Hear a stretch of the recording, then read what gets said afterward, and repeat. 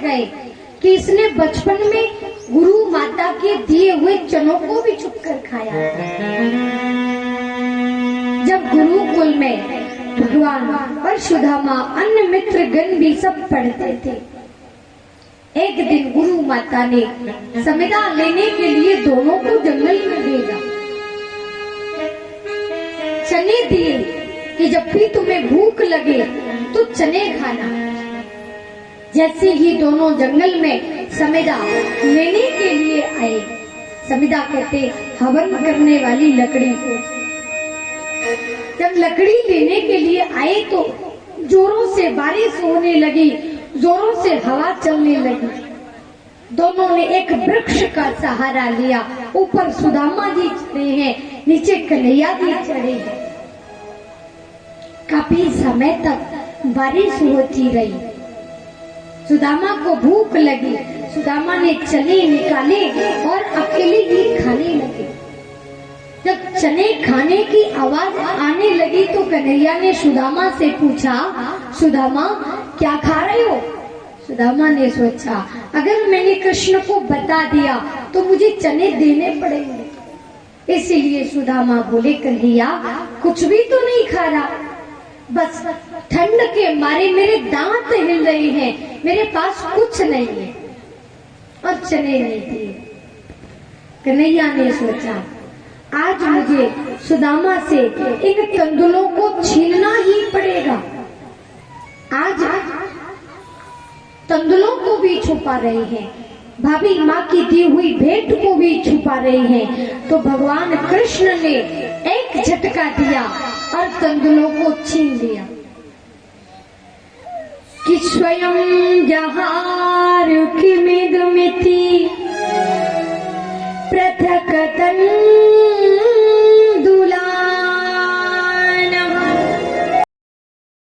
झटका देकर तंदुलों की पोटली को छीन लिया। एक मुट्ठी भरी खाई और दूसरी मुट्ठी भरी तो रुक्मिणी जी आ गई। आंखों ही आंखों में कहती है, इस भिखारी को आपने एक लोक का राजा बना दिया, दूसरी मुट्ठी खाओगे तो फिर हमें कहां लेकर रहोगे? इशारे से रुक्मिणी जी कहती हैं, इसे हमें दे दो, हम सब भी तो प्रसाद ले लें। और प्रसाद रूप में सबने तंदुल खाए। आज कन्हैया सुदामा जी के मस्तक पर तिलक करते हैं तो विधाता का उल्टा लेख है। कन्हैया ने विधाता के उल्टे लेख को पढ़ा तो सोचने लगे, आज मैं सुदामा का ये लेख पलट दूंगा। कहते हैं श्री 6 कन्हैया ने उसको उल्टा कर दिया कि जो संपत्ति कुबेर के पास है, मैं उसे कई गुना संपत्ति सुदामा को देता हूँ। यक्ष श्री सुदामा को संपत्ति का राजा बनाता। दोनों में बातें हुई। सुदामा वो बचपन के जैसा आनंद अब कहाँ? भाभी इतनी सुपात्र है। सुदामा ने पूछा, तुमने विवाह किया, हमें बुलाया नहीं? कन्हैया ने कहा, हाँ थोड़ा ऐसे ही विवाह हो पाया तो जल्दी जल्दी में बुलाना भूल गया। सुदामा जी ने कहा, अरे कन्हैया, एक विवाह में भूल गया, 2 में भूल गया, तीसरे में भूल गया, तूने तो 16,108 विवाह किए, एक विवाह में भी मेरी याद नहीं आई। दोनों में बातें होती हैं। कन्हैया कहते हैं, हाँ सुदामा, मेरे साथ कुछ ऐसा हुआ कि जल्दी जल्दी में मैं भूल ही गया, पर तूने भी तो मुझे अपने विवाह में नहीं बुलाया। दोनों बातें करते हैं। फिर सुदामा ने सोचा, अब तो मुझे चलना चाहिए। मेरी सुशीला, मेरे बच्चे मेरी राह देखते होंगे। सुदामा जी महाराज जाने लगे तो कन्हैया कहने लगे, सुदामा ये राजसी वस्त्र पहनकर कहाँ जा रहे हो, इन्हें तो उतार के जाओ। सुदामा जी कहने लगे, कन्हैया ये सब तुम पहले बता देते तो कम से कम मैं अपनी धोती तो धो लेता है। कन्हैया कहते, सुदामा जी महाराज की वही धोती ला करके दो, वो फटी सी धोती ला करके दी। सुदामा सोच रहे हैं, मेरा कृष्ण अब भी भोला है, मैंने तो सोचा था कुछ देगा, लेकिन इसने तो कुछ भी नहीं दिया, अपनी धोती भी उतरवा ली। पर कोई बात नहीं, मुझे कृष्ण का दर्शन तो मिला। जाने लगे सुदामा जी महाराज, तो कन्हैया उनको अंतिम द्वार तक विदा करते हैं और कहते हैं, मेरी भाभी माँ को मेरा प्रणाम कहना कि कृष्ण ने उनके लिए बंधन भेजा है, वो तुम्हें प्रणाम करता है। क्योंकि जो वस्तु कभी यशोदा माता कृष्ण को खिलाती थी, आज वही वस्तु सुशीला ने भेजी, तो कन्हैया को अपनी माँ यशोदा रानी की याद आ गई। परमात्मा एक पतिव्रता स्त्री को भी बंधन करते हैं, क्योंकि पतिव्रता स्त्री को सबसे बड़ा माना गया है। पतिव्रता स्त्री से अग्नि को भी डर लगता है। अग्निदेव भी कांपते हैं कि वो मुझे श्राप न दे दे। कहते हैं जो हर युग में धर्म घटा, वो क्यों घटा? क्योंकि एक बार जो वृंदा थी, वो वृंदा प्रभु को प्राप्त करने के लिए निर्जर वन में तपस्या कर रही थी। सारे देवताओं ने, स्वयं भगवान ने धर्मराज से कहा कि धर्म तुम वृंदा के पास जाओ, वृंदा का परीक्षण करने के लिए। देखें वो अपने धर्म पर टिकी रहती है या फिर अपने धर्म को छोड़ देगी। धर्म वृंदा का परीक्षण करने के लिए जाते हैं निर्जन वन में। देखकर, हे सुंदरी तुम यहाँ क्या कर रही हो? वृंदा कहती है, मैं यहाँ प्रभु को प्राप्त करने के लिए भजन कर रही हूँ, क्योंकि मैं उन्हें पति रूप में प्राप्त करना चाहती हूँ। धर्म ने कहा, उन भगवान से तुमको क्या मिलेगा? न सुख मिलेगा, न ऐश्वर्य मिलेगा, दिन रात उनके चरणों की दासी बनकर के रहना पड़ेगा। तुम मेरे साथ विवाह करो, मेरी दासी बनो, मैं तुमको सुख दूंगा, सारा ऐश्वर्य दूंगा।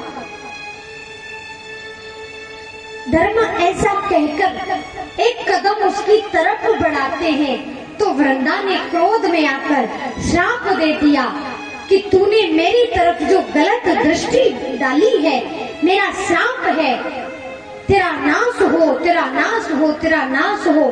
चौथी बार कहने वाली थी कि सारे देवता वहां प्रकट हो गए और कहने लगे, वृंदे अब बस करो। तो वृंदा वहीं रुक गई। सबने कहा, ये तुमसे विवाह करने नहीं आए, तुम्हारी तपस्या को भंग करने नहीं आए, ये तो साक्षात धर्म है जो तुम्हारी परीक्षा करने के लिए आए। और हम सबने ही इस धर्म को भेजा था तुम्हारे परीक्षण के लिए, लेकिन तुम उसमें निपुण निकले। पर जो तुमने धर्म को श्राप दिया, अगर धर्म नष्ट हो गया तो फिर क्या होगा? तब वृंदा ने कहा कि धर्म उसके 4 चरण होते, सतयुग, त्रेता, द्वापर और कलयुग। सतयुग में घटेगा, त्रेता में घटेगा, द्वापर में घटेगा और कलयुग में अंश मात्र बाकी रह जाएगा, क्योंकि तुमने चौथी बार मुझे रोक दिया था। इसीलिए इसका नाश नहीं होगा, ये रहेगा, भले ही सूक्ष्म रूप से रहे, कम प्रकट हो, लेकिन रहेगा। इसीलिए हर युग में धर्म घटता जाता है, क्योंकि वृंदा का श्राप जो लगा था। धर्म को शास्त्रों में मुख्य माना जाता है। धर्म क्या है? धीयते सधर्म, जो धारण किया जाता है, जिसको ग्रहण किया जाता है, जिसकी हम शपथ लेते हैं कि हम कभी गलत मार्ग पर नहीं जाएंगे, असत्य नहीं बोलेंगे, जो धारण करे, धीयते सधर्म, वो धर्म कहलाता है। भगवान एक पतिव्रता नारी के लिए भी वर्णन करते।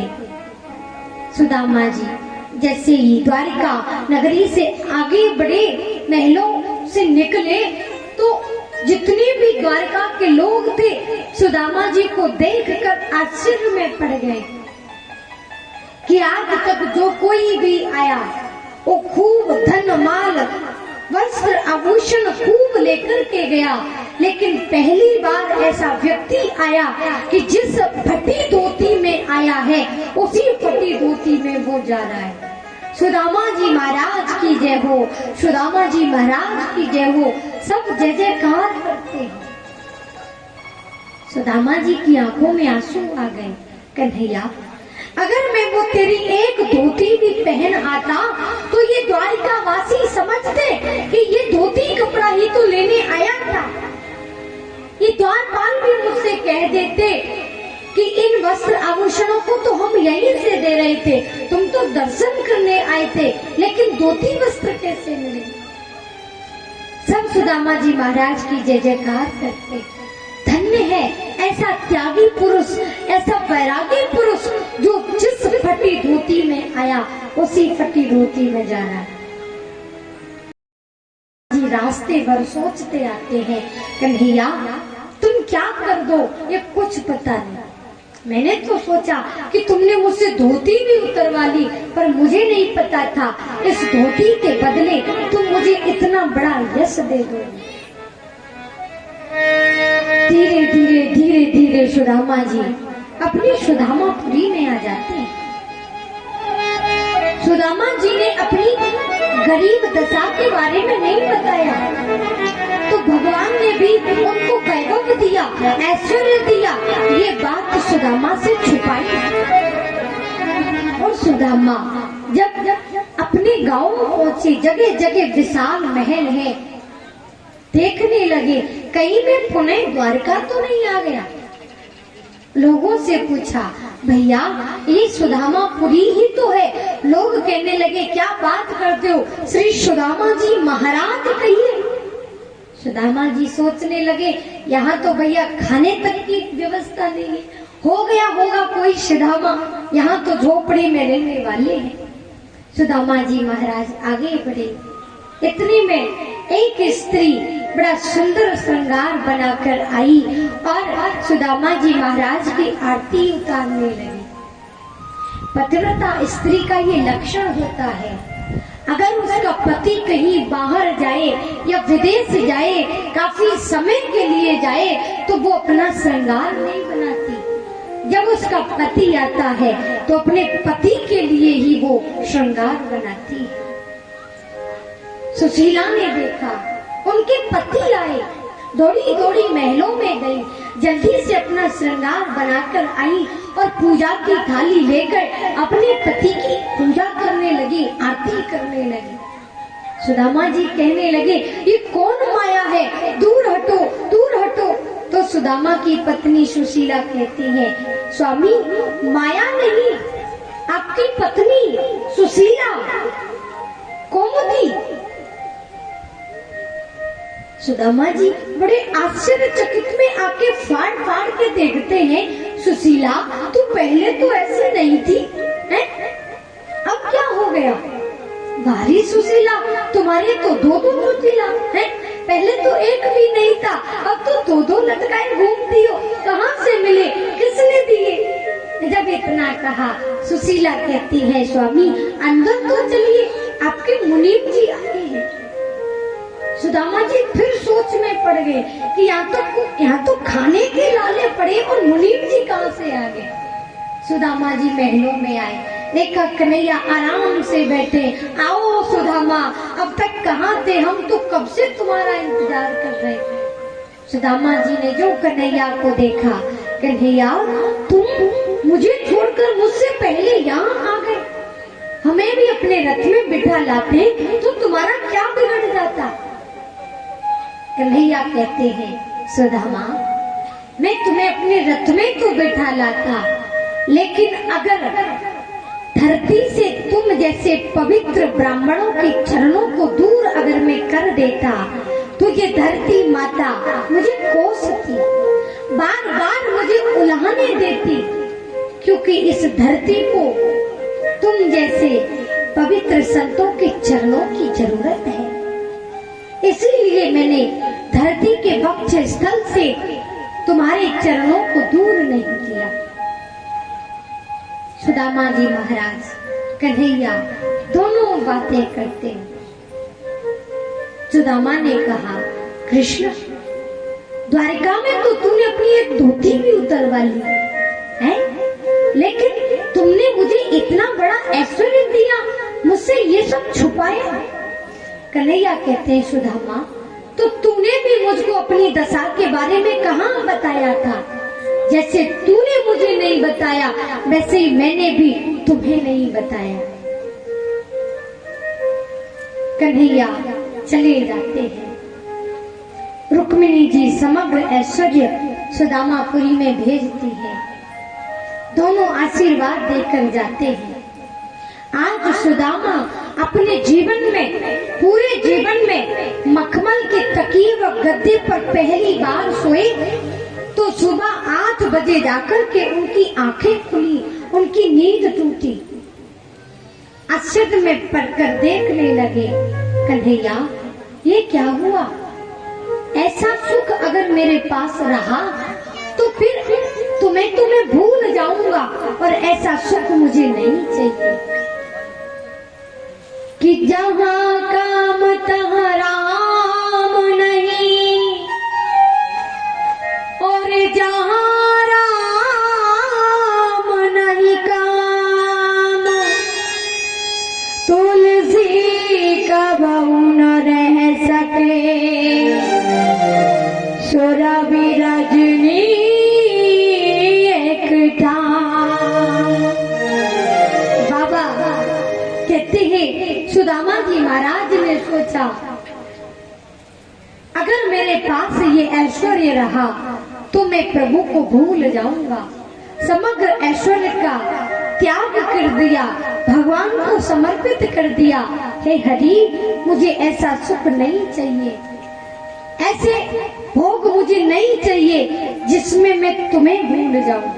मैं तुम्हें चाहता हूँ, तुम्ही से प्रेम